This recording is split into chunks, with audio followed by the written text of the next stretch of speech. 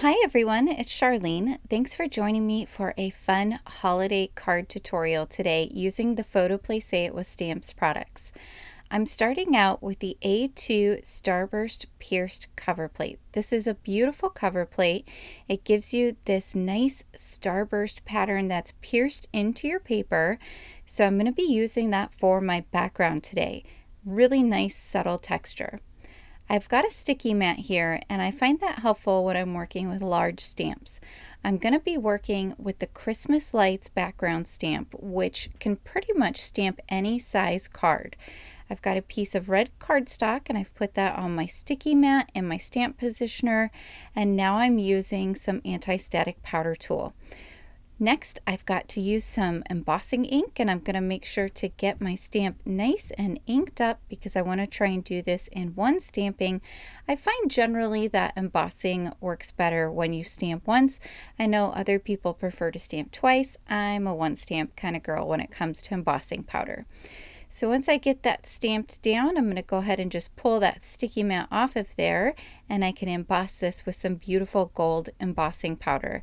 And you certainly could stamp this and color this with alcohol markers, colored pencils, watercolors, whatever you have, but it also looks so pretty with embossing powder.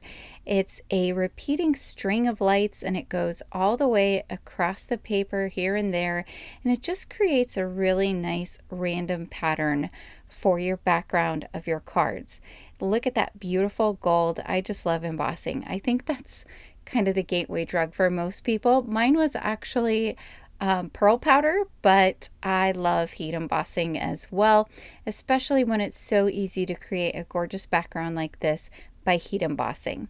Now I am using a silicone mat underneath there. I find that that helps when I am working with really large embossed images like this, so that way I don't have to hold my paper. And it just looks beautiful when it's finished.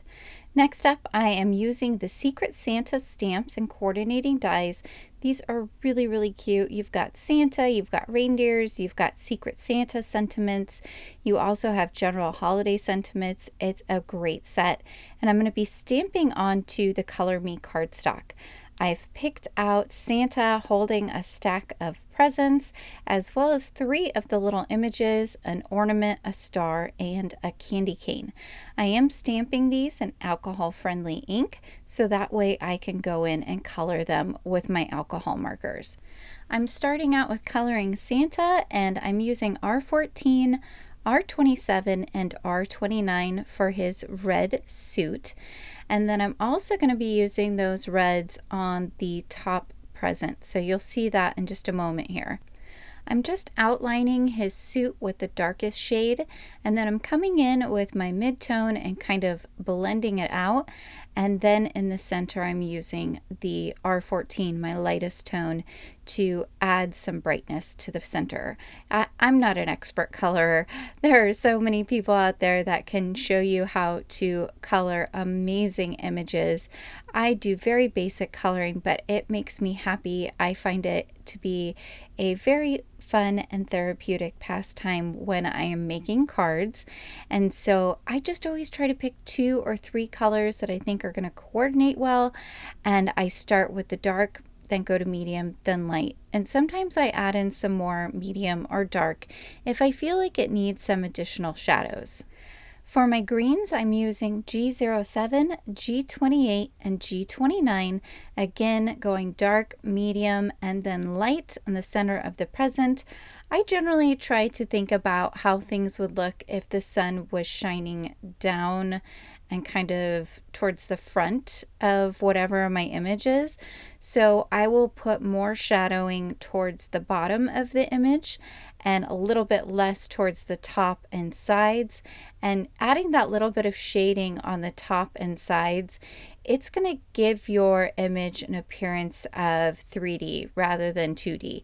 But certainly you could color this image without any shading and it would still look really adorable. And in fact, it would be really quick and easy to not do any shading if you were going for a quick and simple holiday card. For the bow, I also used some of the greens, and then for the present I'm on now, I used Y28, C1, and C3. Y28 is a really gorgeous yellowish gold color, and then the C1 and C3 work well together to create a silver color. For this last present here, I'm using Y28 and then I'm shading with W5. I also did the same thing for the star. So it creates kind of a dark goldish looking star. And for the ornament, I am back to the greens again. I'm using G07 and G28. For the belt as well as the boots, I am going to be using some cool grays. I'm using C5 and C7 for the darker areas. And then for the lighter areas of shading, I'm using C1. I usually try to shade areas that I'm leaving white, so like the tops of the boots, as well as Santa's gloves and the little pom-pom on his hat, as well as the top part that goes around his head. I'm just using that C1 to add a little tiny bit of shading on there so it looks like the light is hitting it. For Santa's beard and mustache, I'm using some warm grays. I'm using W0 and W2. The W2, you can see I'm kind of pulling up to make it look like there are strands of hair in the beard, but I'm just doing it really lightly so that when I go over it with the W0, it just creates a hint of the idea that there are individual strands of hair there in his big giant bushy beard. And then for skin, I'm using E50, E21, and for the cheeks, I am using R20, and I'm also using R20 on his nose with the E21 to kind of give him that rosy cheeked look that I think all Santas need to have. I left it to dry for just a little while, and then I have put it back in my stamp platform, and I still have my stamps on the door, and I'm using some embossing ink now in the exact same spot where the black ink was in order to add some black embossing powder. This step is optional, but I find if you restamp either with black ink or if you want it to have a little bit more dimension, if you restamp and use some embossing ink and embossing powder, you're just going to get a little bit more wow out of the card, which I think is kind of fun, especially for the holidays. So once I get that on there, I can use my heat gun to melt the embossing powder, and it just looks so cute. I'm really pleased with how Santa came out. Now I can use the coordinating dies and cut those out. And off camera, I went ahead and stamped my sentiment here on a piece of vellum. It says, "You're on the nice list," and I have heat embossed that with gold embossing powder. Now I can put my card together. I have my red piece that we heat embossed the lights onto, and I have just put glue on about a half of it, maybe a little more than a half. And I'm going to glue that on top of the Starburst pierced piece we did at the very beginning. And then I'm going to trim off the excess of the Christmas lights red piece. And so we will have this overlapping look, and it's going to be the Starburst there on the right and the lights on the left. You see I could have my paper trimmer there, and I'm just going to quickly trim off that piece. And then I can go ahead and add my sentiment on there so I can get an idea of where I want to put my cute little Santa. So I am going to hang on to that excess red piece because I'm going to use it here in just a minute. But now I can go ahead and tuck my vellum sentiment there and fold it over. And then on the back side, I can add some double-sided tape and put that underneath that vellum little flap that I've created to make sure my piece of vellum does not move on the front of my card. So easy peasy way to add a sentiment if you are wanting to put a sentiment over kind of a busy background, but you still want to be able to see the background. Use vellum. You do want to make sure that your vellum is rated for heat embossing because vellum will melt if it's not meant to be heat embossed. So now I've got some liquid adhesive on the back of that whole panel, and I'm adding it to my card base.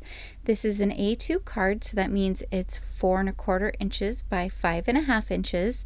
So I'm going to put that down on top of there. I love that that cover plate cuts out perfectly to go on top of the card base. I don't have to worry about any kind of wonky cutting on my part, which is nice. So now I can pop my Santa down with some foam adhesive squares. I did go ahead and glue the candy cane directly to the card because it was going to be a little too tricky to put foam adhesive behind it, but I added some little cut down pieces of the foam adhesive behind the star as well as the ornament. And now all I have left here is to add some bling. So I'm adding a few pieces of shiny gold confetti around Santa and with the star and candy cane and the cute little ornament. You could do multiples of the star ornament and candy cane and kind of sprinkle more of those around on the card. I think that would also look really nice. So this card doesn't have too much dimension. It just has that one layer of foam tape, which is really nice. And you can see I cut that little piece of excess red cardstock I had. I cut it down to 1 inch, and now I'm going to use it on the inside of my card. This is a great way to add some fun festive flair to the inside of your card, is to look at your scraps that you have left over once you're done making your card and see if you can use them anywhere on the inside. So I'm going to stamp my sentiment here in some black pigment ink, sending you lots of joy. This is also from the Secret Santa stamp set, and I'm just going to let that dry for a moment before I close up my card. Here is my finished card. I'm really pleased with how this turned out. I think it's just full of joy for the holiday season. Thank you so much for joining me on the PHOTOPLAY Say It with Stamps YouTube channel. Please be sure to like and subscribe, as well as hit that notification bell so that you can receive information on future videos. Thanks so much for watching.